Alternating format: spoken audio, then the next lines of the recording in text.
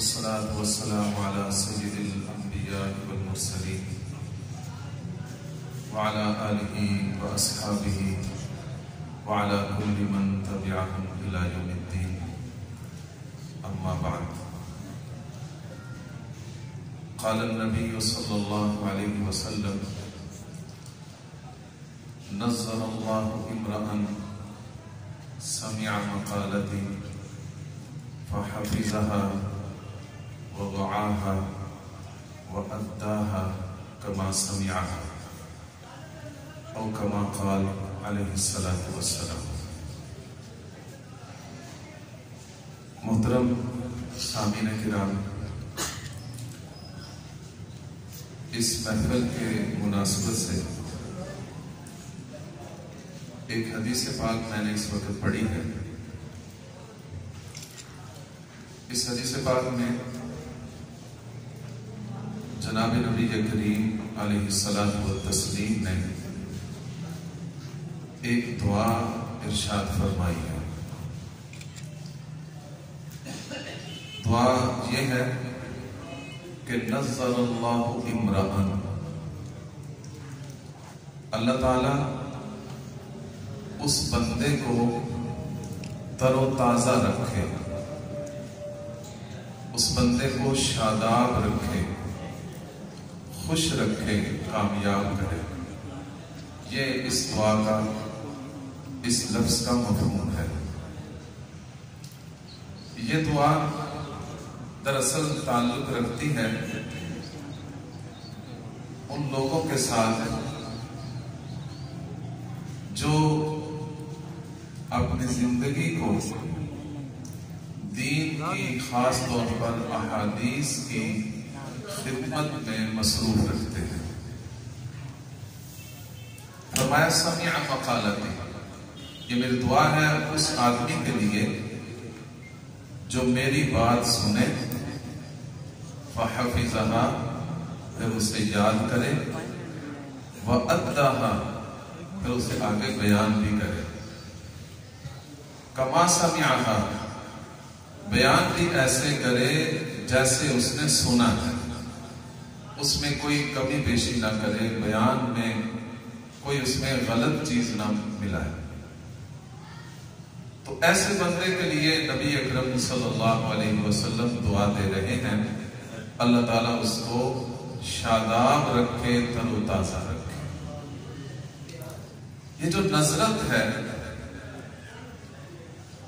یہ دراصل ایک اس وقت چہرے پر محسوس ہوتی ہے جب کسی بندے کو کوئی خوشی ملتی ہے، کوئی انعام ملتا ہے.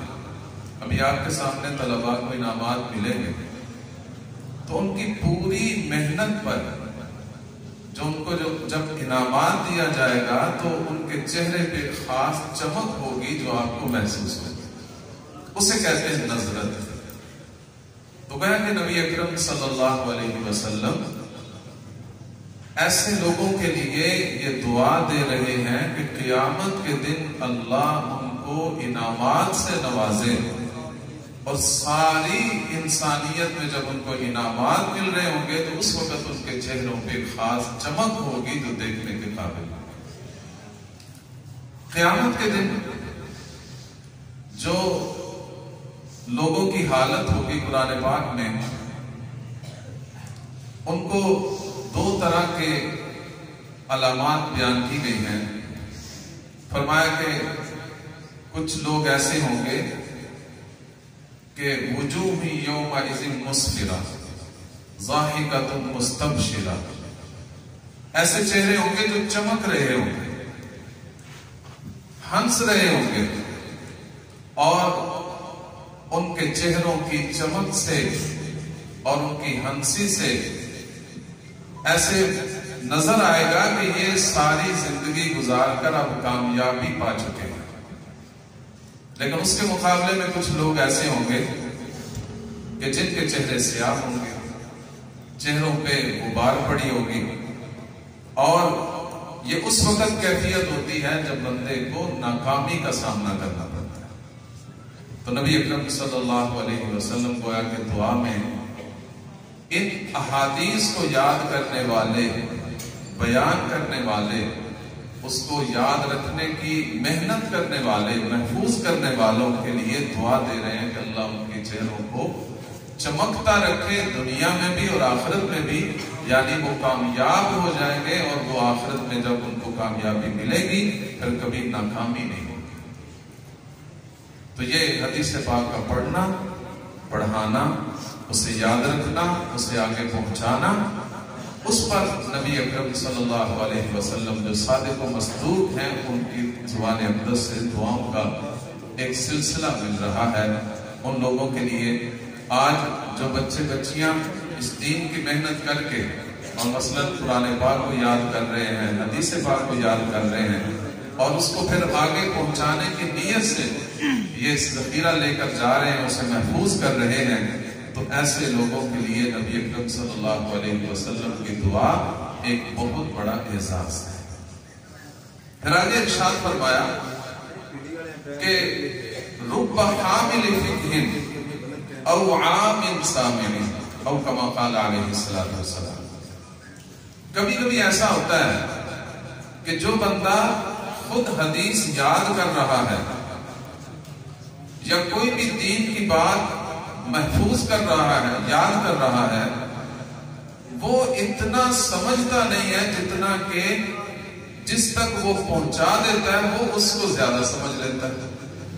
اور ایسا قرون اولیٰ میں یہ کئی دفعہ یہ ایسے مناظر نظر آئے کہ بعض اوقات صحابہ کرام جیسے شخصیات جنہوں نے نبی اکرم صلی اللہ علیہ وسلم سے براہ راست احادیث سنی تھی، وہ بھی مسائل میں، فقہ میں، سمجھ میں بعض اوقات تابعین سے رجوع کیا کرتے تھے اور ان سے مسائل پوچھا کرتے تھے۔ اور امام اعمش رحمہ اللہ کا تو یہ مقولہ مشہور ہے، امام ابو حنیفہ رحمہ اللہ ان کے شاگرد تھے، امام اعمش رحمہ اللہ کے، ان سے حدیثیں پڑھتے تھے، تو جب کوئی مسئلہ سامنے آتا، ایک دفعہ ایسا ہوا ایک عورت آئی کہنے لگی کہ یہ میرا مسئلہ ہے، اس کا کیا جواب ہے، شرعی حکم کیا ہے مجھے بتائیے۔ تو سارے محدثین بیٹھے ہوئے تھے، حدیثیں ان کو یاد تھی لیکن اس مسئلے کا حکم معلوم نہیں ہو رہا تھا۔ سب نے کہا، ایک دوسرے کی طرف دیکھا کہ اس کا کیا حکم ہے بتائیے۔ سب نے کہا کہ ابھی کچھ دیر انتظار کرو، ایک اور ہمارے دوست آنے والے ہیں، وہ آئیں گے تو پھر ہم آپ کو اس کا جواب دیں گے۔ امام ابو حنیفہ رحمہ اللہ تشریف لائے تو ان کے سامنے وہ مسئلہ پیش کیا گیا، تو امام ابو حنیفہ رحمہ اللہ نے اس کا جواب دے دیا کہ اس مسئلے کا یہ شرعی حکم ہے۔ تو سارے محدثین جو کچھ ان کے اساتذہ، کچھ ان کے دوست، کچھ ان کے ہم عصب بیٹھے تھے، انہوں نے سوال کیا کہ حضرت آپ نے یہ مسئلہ کہاں سے بتایا ہے؟ امام ابو حنیفہ رحمہ اللہ نے فرمایا کہ استاد محترم امام اعمش رحمہ اللہ سے کہا کہ میں نے انہی حدیثوں سے یہ مسئلہ مستنبط کر کے بتایا ہے جو میں نے آپ سے پڑھی۔ تو پھر انہوں نے کہا کون سی حدیث؟ جب حدیث کا اشارہ دیا تو پھر سارے محدثین اس کی سندیں پڑھنے لگے کہ مجھے فلاں نے یہ حدیث بیان کی، مجھے فلاں نے یہ حدیث بیان کی۔ حدیثوں کا ایک سلسلہ انہوں نے شروع کر دیا، ساری سندیں یاد کرنا، دہرانا شروع کر دیا۔ وہ عورت وہیں کھڑی تھی جو مسئلہ پوچھنے آئی تھی، کہنے لگی پہلے تو تم بولتے نہیں تھے اور اب تمہارا اتنا لمبا سلسلہ شروع ہو گیا کہ تم خاموش نہیں ہوتے۔ تو امام اعمش رحمہ اللہ نے فرمایا تھا کہ یا معاشر الفقہاء، اے فقہاء، انتم الاطباء، تم حقیقت میں طبیب اور ڈاکٹر ہو، وَنَحْنُ الصَّيَادِلَةُ، اور ہم تو صرف پنساری ہیں، ہمارے پاس تو بس حدیثوں کا ذخیرہ ہے لیکن ہمیں یہ نہیں پتا کہ فلاں حکم کس حدیث کے کس جز سے نکل رہا ہے۔ یہ ایسا ہوتا ہے کہ بعض اوقات ایک آدمی حدیث کو یاد کرتا ہے اور وہ اس تک پہنچا دیتا ہے جو اس سے زیادہ سمجھ والے ہوتے ہیں۔ اور کئی دفعہ ایسا ہوا ہے کہ اساتذہ نے جو حدیثیں پڑھانے والے ہوتے ہیں ان کو اللہ تعالیٰ ایسے قابل شاگرد عطا کر دیتے ہیں کہ ان سے وہ درخواست کرتے ہیں کہ آپ حدیثوں کا ذخیرہ لیں۔ آپ اکثر محدثین کی وجوہات تصانیف میں دیکھیں گے کہ ان کے اساتذہ نے ان کو کہا، امام بخاری رحمہ اللہ کے استاد محترم نے ان سے کہا تھا کہ ابھی تک جو حدیثیں کتابیں لکھی گئی ہیں احادیث کی، ان میں کچھ موقوف روایتیں بھی ہیں، کچھ ایسی روایتیں بھی ہیں جو اس میں سند کے اعتبار سے اس درجے کی نہیں ہے کہ جس درجے کے ایک مضبوط قسم کے دلائل ہونے چاہیے، تو ان استاد محترم کے کہنے کی وجہ سے انہوں نے بخاری شریف لکھی۔ تو نبی اکرم صلی اللہ علیہ وسلم نے اس حدیث پاک میں ایک تو دعا دی ہے ان لوگوں کو جو حدیثیں پڑھتے ہیں، سنتے ہیں، یاد کرتے ہیں اور اسے محفوظ کر کے آگے امت تک پہنچاتے ہیں، اس کے لیے دعا دی ہے کہ نظر اللہ ان کے چہروں کی چمک ان کو شاداب رکھے، ان کو تر و تازہ رکھے، کبھی ان کو آخرت کی ناکامی کا سامنا نہ کرنا پڑے، کامیاب ہو یعنی جنت میں داخل ہو۔ اور دوسرا اس میں اشارہ دے دیا کہ بعض اوقات ایسا ہوتا ہے کہ ایک آدمی حدیث کو یاد کر رہا ہے لیکن اس کو اس کے مسائل کا، اس کے مستنبات کا اتنا پتہ نہیں ہوتا جتنا کہ وہ جس کو آگے پہنچاتا ہے اس کو اس حدیث کے مستنبات کا زیادہ پتہ ہوتا ہے۔ اللہ تعالی ہمیں ساری زندگی اسی دین کی تعلیم اور تعلم میں گزارنے کی توفیق عطا فرمائے۔ جو حضرات اس میں اپنی محنتیں صرف کر رہے ہیں، خصوصاً مفتی طیب صاحب ہیں، مولانا قاسم صاحب ہیں، اللہ تعالیٰ ان کی زندگیوں میں برکتیں عطا فرمائے، ان کے یہ مسائل جمیلہ اپنے دربار میں قبول فرمائے۔ وآخر دعوانا